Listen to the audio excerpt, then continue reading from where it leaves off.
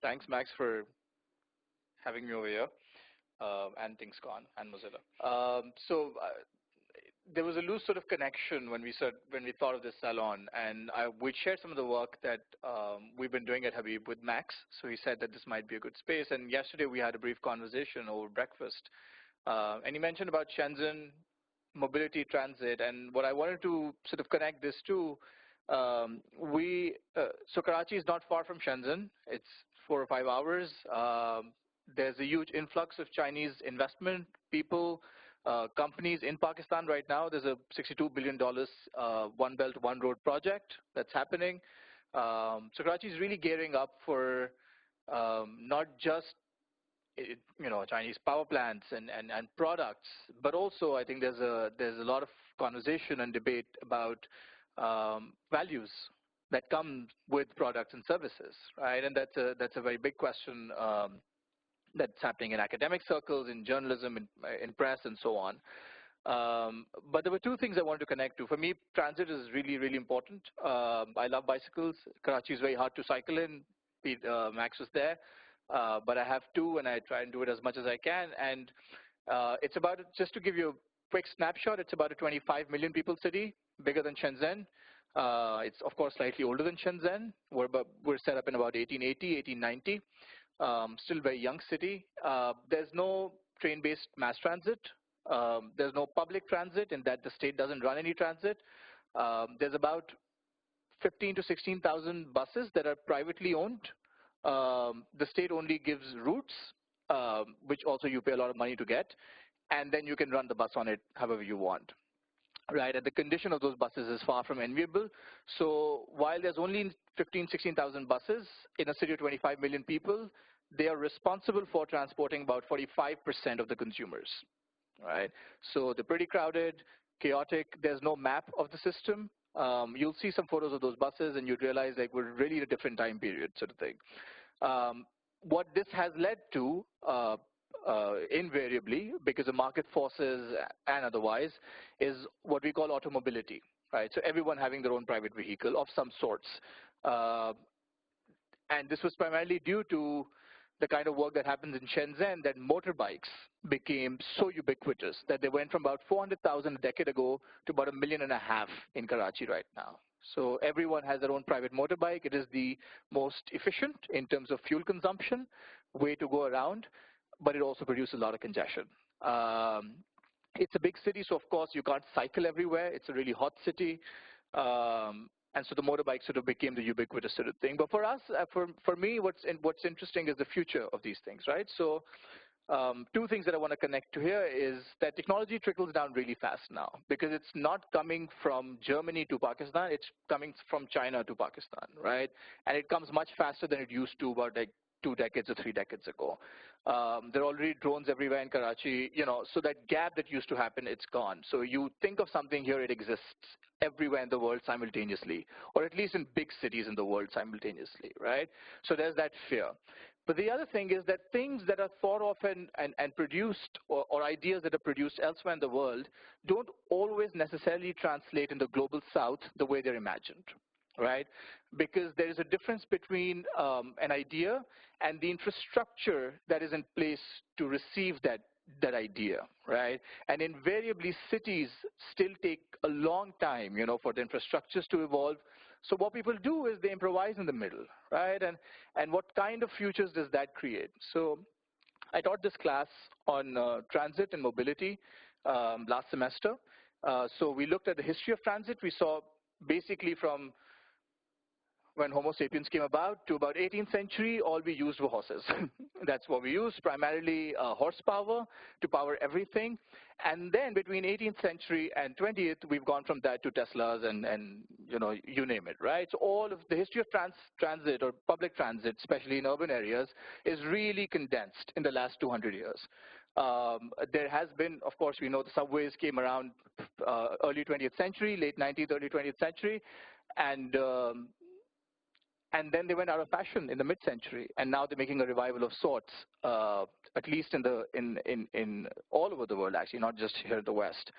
So we looked at the history and then we investigated our present. So we looked at the past, we looked at the present of Karachi's transit. We mapped some of these bus networks, but we mapped not just the route or the time it takes or the number of people on it, but we also mapped qualitative data like sound, the kind of sound you hear along the way, temperature, ambient data. And we had biology students, so we also looked at bacterial data. So we looked at what kind of microbes were traveling with us, right? And we looked at all of these things, and we sort of that work, it's called Navigating Karachi. It's a work in progress. There's about 150 routes. We were only able to do 2, of course, because university semesters, field trips. So it takes a long time, but we created a protocol, and it's an open source protocol. We're going to publish it. We'll share it for anyone who wants to do this, can pick up any route and implement this and put this data together. And so you'll have a more interesting composite photograph of how you travel across the city, right? So which is not just quantitative, but also poetic and qualitative. We also took photographs of poetry that's scratched onto buses. And, we think it's all part of the journey, right? And so we wanted to capture that. And the last part of this, the one I wanted to share, was the future of mobility. And this is the second theme that connected to, which is why I wanted to play the video first, is this future of things, this connected things. And this is not, it's an idea that's been there in speculative design. How many of you have heard of speculative critical design? Right? So it's been there. Dunn and Raby are 2 of the foremost practitioners from the Royal College of Arts in London. I think now they're both somewhere else. And they talk about robots with emotions, or robots designed with emotions, or things that are designed to be more responsive than just obey commands. There's a fantastic project we briefly talked about, the addicted toaster. So you got to earn the toaster. You can't buy it, and if you don't use it, the toaster gets agitated. We'll try and convince you to use it because it likes being used.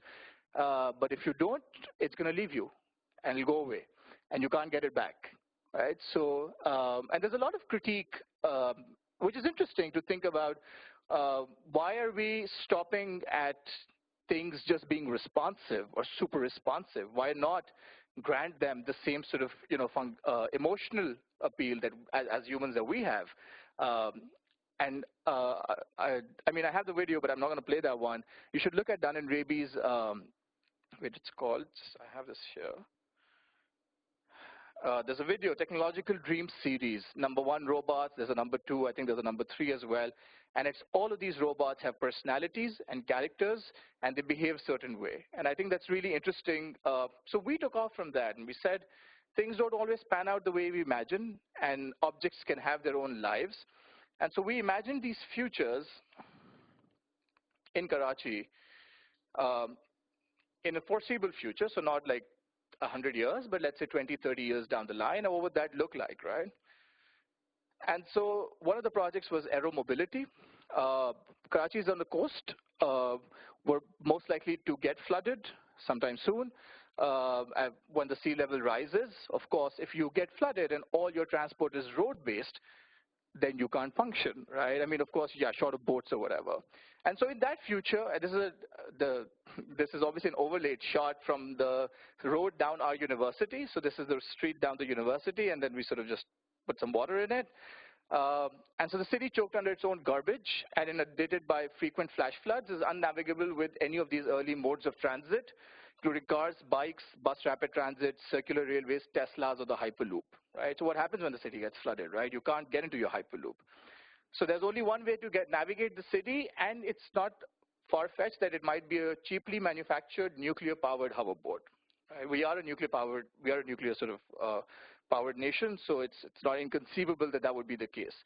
And so local manufacturers have jumped in on technology and flooded the market. This is exactly what happened with bikes. First it was Chinese bikes, and then now there's literally companies producing 4,000 motorbikes a day in Pakistan from scratch. And so you have hundreds and thousands of men and women hovering over the inundated streets. And usually, as happens in the global south, the government steps in later, not at the onset before something comes in. So they've created this new legal and physical infrastructure to help Karachi transition into this new age of personal aeromobility. And so these are some of the ads that these students produced. They did a 3D rendering of a hoverboard. It's a government sort of ad of a promise for a better journey. and it says, after London, Paris, Shanghai, now in Karachi, see your city from a new angle, right? And over these flowing roads, there are 3 zones for hovering. The bottom one is free, of course, and the ones above you can utilize by paying a fee that's deducted automatically. So there are these sort of lanes of, some of the old technological things go into the new technology. There's a legacy, right? So can we, I mean, if one was to imagine, I know this was a terrible piece by Elon Musk, and Elon Musk thinks that, we need to replicate what we do on road, like in layers. So that's why he's boring, that boring company that he's setting up. And he's using some of the same legacy of the old world into the new world of his ideas. So anyway, this was our vision, but this is still Karachi. And the old infrastructure has not been taken down yet and poses a hazard. Old ways of thinking, behaving, and operate also persist. And so the project examines the age of personal mobility as it translates to Karachi. So what the students did was, they produced a Facebook group. It's called Halat Updates, so like situational updates. There's actually the most robust group in Karachi. It has about 150,000 members, and they literally are posting every second the condition on this road, or what happened on this bus, or what's happening, where's the traffic.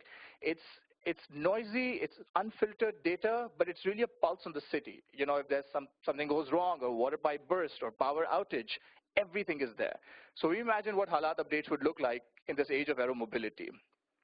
And, people are asking for hover flying license. How do I contact? There's Uber 40.8 times peak factor, because, I mean, the rate at which Uber is going, it's not unreasonable that would happen. And of course, there were these poignant images of hovers catching fire, because, when you cheaply manufacture these things, stuff happens, right? So what do you do? And so this Facebook group was set up by the students, and about like 90 or 100 students joined in. And what was really interesting for us was the conversations that took place, right? And people started imagining, okay, what about like composite modular hoverboards, right? And they literally, so the whole idea of speculative design is you place people in a particular future, and you see the kind of conversations that happen. And those conversations can then make you question, is that the future I want to inhabit? Or if not, what do I need to change now so that I don't invest in that, so that I don't get to that future? And so speculative design is the only kind of design that through producing does not answer, but questions. It doesn't provide any answers, it only provides you questions, and you sort of rethink back to your existing practices. And so we had a very healthy debate on this group. It went on for quite some time. And what people started doing was that whenever they were stuck in traffic jam, they posted on this group saying, damn, I wish I had a hover. Damn, I wish I could get one right now, and so on. So this was our age of aero mobility. The second one was Muhafiz bus. Muhafiz means protector. So it comes from the country's long history of military sort of engagement, protector, like we love these words that respond to security, safety, protection. And so these buses that you see are actual photographs of buses from the street, okay, that we had taken during our field research. And so we had a catastrophic tsunami again, and Karachi has 2 nuclear power plants. One of them is really old, was built in the 80s. It's out of commission, but it's still there, of course. They're building 2 new ones. There's a lot of question about what happens something if Fukushima happens.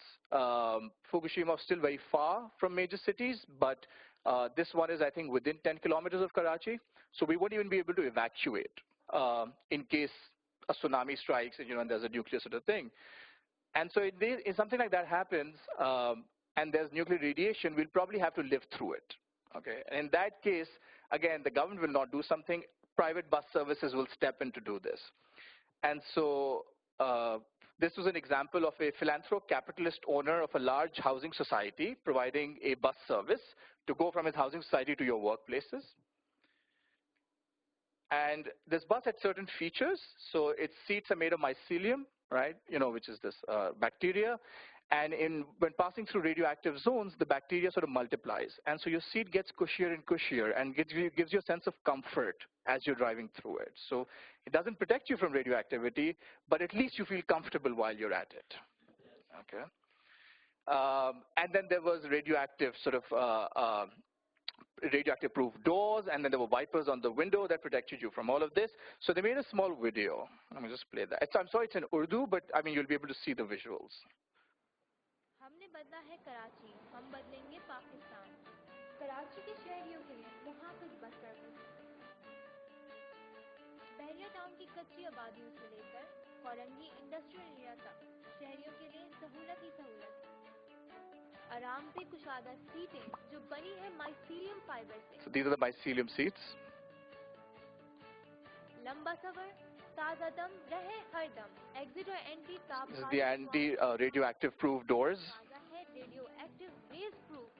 Mycelium बस दे आपको ताजा हवा और खुशगवार मंजर। So these are the wipers that protect you from waves, reactive waves. बस की फिजा को साफ रखे। उलूज की तरफ गामजन, मुहाफिज bus service. So those are the two kind of futures, you know, and all of this contextually, I mean, we have a philanthro-capitalist of a large housing society that wants to set up a bus rapid transit service, not for the people who live in his very upscale society, but for the maids and servants who will go there, right? So none of the, you know, these, the fear you have in the global south is that all these new technologies will manifest in really ugly ways, you know, when they come and translate over there, unless we start owning up to them and we, instead of being just passive consumers of technology, become active producers of technology. And I think that's the kind of conversation that we wanted to have with this work. So yeah, that's what I wanted to share. If you have any questions.